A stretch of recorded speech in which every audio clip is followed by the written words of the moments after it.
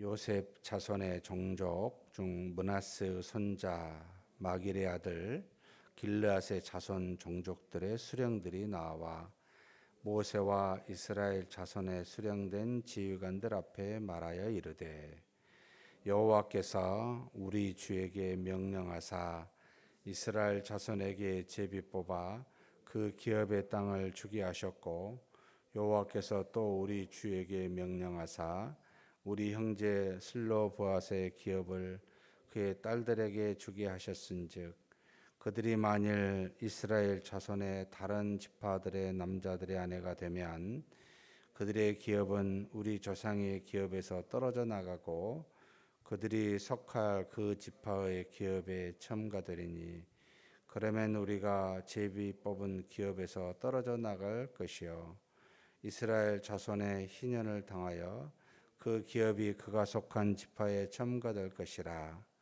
그런즉 그들의 기업은 우리 조상 지파의 기업에서 아주 삭감되리이다. 모세가 여호와의 말씀으로 이스라엘 자손에게 명령하여 이르되, 요셉 자손 지파의 말이 옳도다. 슬로보앗의 딸들에게 대한 여호와의 명령이 이러하니라. 이르시되 슬로보앗의 딸들은 마음대로 시집 가려니와 오직 그 조상 지파의 종족에게로만 시집 갈지니, 그리하면 이스라엘 자손의 기업이 이 지파에서 저 지파로 옮기지 않고 이스라엘 자손이 다 각기 조상 지파의 기업을 지킬 것이니라 하셨나니, 이스라엘 자손의 지파 중 그 기업을 이은 딸들은 모두 자기 조상 지파에 종족되는 사람의 아내가 될 것이라.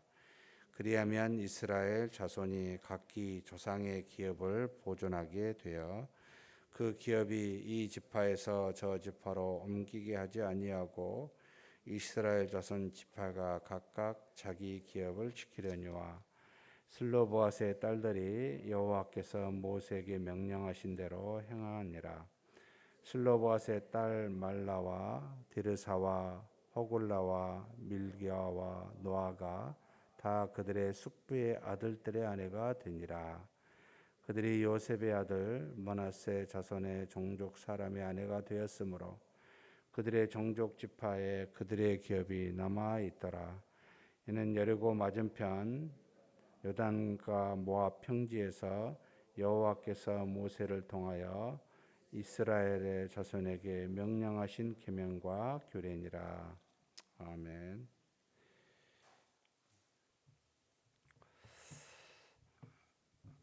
민수기 33장에서 하나님께서 이스라엘 백성을 첫째 해 15째 날 15일 되는 날 람셋 애굽에서 떠나 것을 기록해서 어디를 거쳐 모압 평지까지 이르렀다라는 것을 쭉 기록하고 있습니다. 결국 하나님께서 40년을 모압 평지에 이르는데 40년 다섯째 달 해가지고 결국 애굽에서 이제 이 모압 평지에까지 이르는 날들이 거의 40년 4개월이라고 하는 그런 기간이 보냈음을 우리에게 보여주고 있습니다. 그런데 33장에 그렇게 말하고 난 다음에 가나안 땅을 정복하기 이전에 이제 모압 평지예요. 물론 모압 평지에서 또 하나님께서 다시 계명을 주신 게 이제 신명기인데, 그래서 신명기와 레위기는 하나님이 주신 말씀이 같이 겹쳐 있어서 다시 주는 명령이라고 하는 의미가 이제 포함되어 있습니다만 그 유사하다는 거죠. 약간 첨가되어 있습니다. 어찌되었든 이 모든 모압 평지에서 가나안 정복하기 이전에 이르렀었던 그 모든 내용은 신명기에 나와 있지만 이 레위기는 민수기는 거기까지 간 모든 과정에 대해서 모세가 기록하고 있습니다. 그런데 가나안 땅을 가기 전에 정복하기 전에 가나안 땅에 대해서는 먼저 각 지파에게 제비를 뽑아 땅을 나누어 줍니다. 지도자인 여호수아와 모세가 명하는 거죠. 여호수아와 그다음에 제사장 엘리야살 두 사람을 최고의 지도자로, 제비 뽑을 지도자로 세우고 각 지파에서 한 사람씩의 지휘관을 세워서 이 모든 일들이 공정하게 이루어지게 합니다.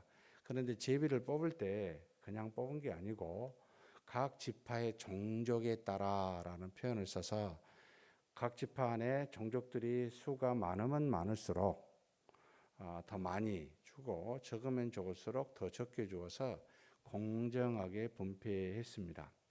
결국 이게 무슨 뜻인고 하면 지금 참 우리의 삶을 좀 돌아봐야 될 필요가 있는데, 하나님이 주실 이 땅에서 거하는 거처, 최초에 하나님이 택한 이스라엘 백성에게 주신 땅, 그러니까 먹고 살 수 있는 기반을 주는 것인데, 이것에서 빈부의 격차가 나지 아니하도록 제비를 뽑아서 공정하게 줬다는 겁니다. 그래서 이 땅에서 어찌되었든 지파 안에 있는 종족의 수에 따라서 나눠주면서 이 땅에 있는 것으로 말미암아 서로 간의 빈부의 격차가 나서 같은 종족 안에 위화감이 생기지 아니하도록 이렇게 처음부터 하나님은 이스라엘 백성에게 제비를 뽑아서 나눠줬다. 결국 이 땅에서 우리가 사는 동안 우리 스스로가 먹고 사는 것에 있어서는 결국은 사실 빈부의 격차가 있어서는 안 된다라고 하는 원칙이 처음부터 하나님의 택한 백성에게, 세상은 물론 다르겠지만 욕심에 따라겠지만 하나님의 백성에게는 그와 같은 것을 주었습니다. 그래서 저도 윤리를 공부할 때 토지 공개념이라고 하는, 토지는 개인에게 소유하는 것보다 항상 이 토지와 건물의 소유로 말미암아 거의 빈부의 격차가 일어나고, 이 자본주의 시대에서 대부분의 70에서 90% 가까이는 이 토지라고 하는 부동산을 통해 부의 축적이 유전이 되고 이것으로 빈부의 격차가 납니다. 열심히 일해서 먹고 사는 것으로는 빈부 격차가 많이 나지 않게 되어 있습니다. 그런데 이와 같은 일들을 막아줄 수 있는 것이 저는 토지 공개념이다. 우리나라는 지금 민주주의 진영이라고 하는 자본주의 사회인들은 대부분 토지가 사유화되어 있잖아요. 공산주의나 이게 공개념이 되어 있는데, 영국 같은 경우도 토지 공개념 제도입니다. 국가에서 모든 소유는 하고 개인에게 땅을 일종의 이제 임대, 50년이면 50년, 100년이면 100년 임대의 개념인데, 이런 개념이 사실은 훨씬 더 성경적이라고 보고 있습니다. 왜냐하면 토지로는 빈부의 격차를 갖지 말아라. 너희들이 열심히 수고하여 얻은 것으로 너희들이 먹고 살 수 있어야지, 자꾸 이렇게 재산을 뭔가 부동산을 통해 얻고자 하는 것은 성경적이지 않다라고 하는 것을 처음부터 가르쳐주고 있고, 이것은 놀랍게도 신약시대에도 나타납니다. 신약시대에도 성령으로 말미암아 그 오순절날 임한 그들이 초대교회에, 지금 예루살렘 교회죠, 공동체를 임했을 때 그들이 물건을 통용해요. 자기 것을 다 하나님 앞에 내놓아 서로 가난한 자가 없도록 물건을 서로 통용하면서 사는 모습이 나타납니다. 그러니까 기본적으로 하나님이 우리에게 먹고 사는 일용할 양식을 책임져 주시고, 이것으로 말미암아 우리에게 빈부의 격차가 나지 아니하도록 하시는 은혜를 주시는데, 우리 안에서 하나님이 주신 걸 가지고 분배를 우리 스스로가 해가지고 어떤 사람은 많이 가져가고 어떤 사람은 적게 가져가는 이런 죄를 짓고 있는 것이 사실 자본주의의 가장 문제점이라고 저는 보고 있습니다. 그래서 자본주의 안에서 우리가 살고는 있지만 이것을 세금의 제도로, 소득세를 많이 한 사람은 소득세를 많이 주고, 이게 이제 누진세라고 하잖아요. 좀 없는 사람은 적게 줘. 이것이 상당히 많이, 그래서 심지어 아주 부자 같은 경우는 자신의 소득을 70에서 80%까지 이렇게 뗄 수 있는 데가 이제 영국 같은 이런 어떤 기독교 국가입니다. 우리나라는 그렇게 가면 뭐 난리 나겠죠, 부자들이. 그렇지만 그런 정신이 되게 중요하다. 왜냐하면 처음부터 빈부의 격차를 갖지 않게 했다. 그러면서 이 안에 세세한 부분까지 다루고 있습니다. 슬로브아스의 딸들이 아버지가 주신 땅에 대해서 자신들이 딸들이니까 아들에게만 이게 상속이 되니까 컴플레인을 합니다. 아니 왜 우리는 안 줍니까? 아들이 없으면 아버지의 딸들은 결국 아버지 형제간이나 친척으로 가고 우리는 아무것도 받지 못하지 않냐. 하나님이 들으시고 모세를 통해 참 합당한 이야기다. 딸이라고 안 주면 안 되지 않냐, 아들이 없다고. 그래서 딸들에게도 아들처럼 아들이 없는 경우는 공정하게 나눠주라 라고 했더니 무슨 문제가 발생을 하냐면, 이 딸들이 그 속한 지파가 아니고 다른 지파에게 가면은 그 땅이 누구 것이 되겠냐는 거예요. 결국은 다른 지파에게 속해버리는, 대대로 이것이 내려와서 빈부격차 없이 그 지파 안에 들어가 속하여 갈 수 있도록 했는데, 그래서 여러분 50년이 되는 희년에는 그것을 빌려주거나 그것을 팔았을지라도 반드시 50년째가 되면은 원래의 소유로 돌아가게 하는 것이 희년제도라고 만들어놨습니다. 한번 50년 제도에 인간이 살다가 빈부격차가 생기게 되면 50년마다 하나님 정리하신 거예요. 다시 또 균등하게 서로 잘 살아갈 수 있도록 이렇게 굉장히 기가 막힌 윤리적 토지의 그 부의 개념입니다. 이렇게 지금 참 할 수만 있으면 얼마나 좋을까 생각이 드는데, 그런데 이 슬로보아스의 딸들이 만약에 다른 지파에 가서 그 지파에 속하면 50년이 지나도 그 지파로 가게 되면 결국은 아들이 없이 딸들로만 상속이 되는 이 땅이 그 딸들의 다른 지파에 가게 되면은 이제 다른 지파에 속하게 돼 버려서 그 땅을 영원히 이제 잊어버린다는 거, 잃어버린다는 거예요. 이 문제에 대해서 지금 그 슬로보아스에 속해 있었던 므낫세 지파에서 모세에게 묻고 하나님이 합당하게 답을 줍니다. 그래, 그것도 참 문제가 있다.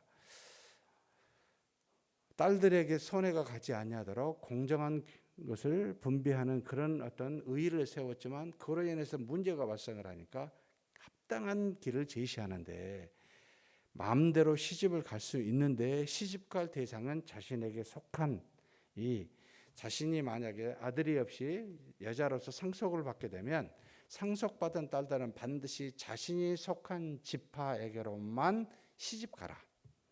그러면 그 지파에 해당되는 그 땅들을 잃어버리지 아니하고 존속될 것이다라고 하는 기가 막힌 해결책을 주십니다. 사랑하는 성도 여러분, 이런 말씀을 읽을 때마다 과거의 이야기가 아니고 이런 것을 우리가 구현해 볼 수 있는 믿음의 모습이 무엇인가라고 보면 기본적인 정신이, 그래, 빈부의 격차를 하나님은 허락하시지 않는다. 우리 안에서 함께 믿음 안에서 믿음으로 잠깐 동안, 이곳에서 타향살이 아닙니까? 나그네처럼 살지 않습니까? 많은 물을 가져도 가져갈 수도 없고 아무리 가난하여도 하나님의 나라에 가서는 또 다른 하나님께는 상급이 있는데, 잠시 사는 이곳에서 우리끼리 도토리 키재기하면서 분배의 격차를 갖는 것은 그건 옳지 않다. 이런 것을 가르쳐주고 있습니다.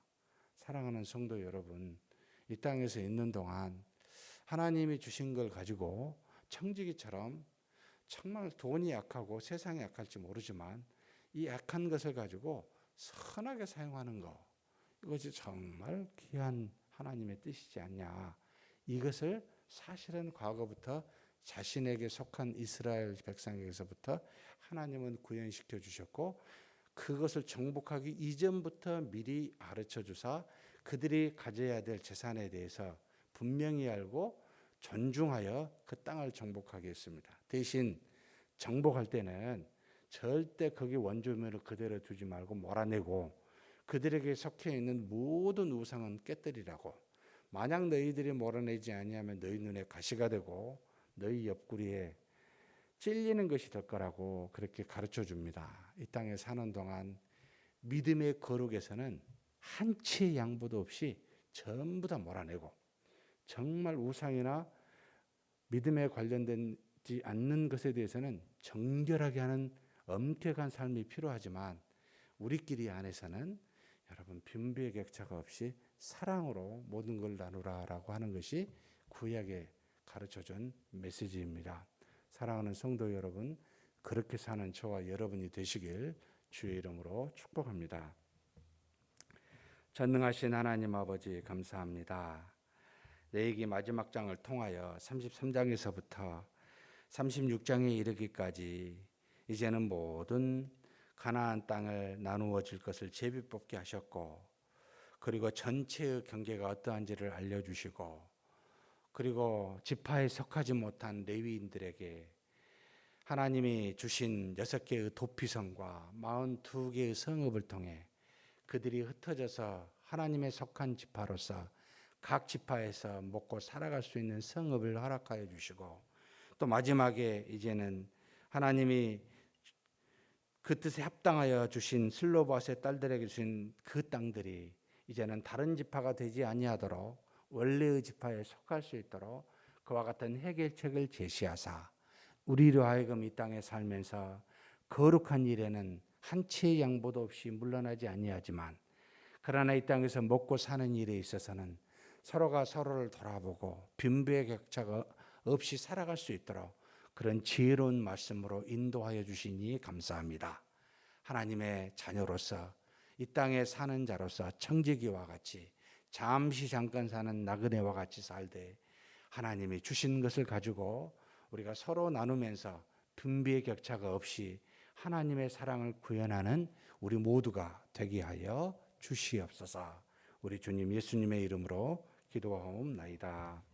아멘.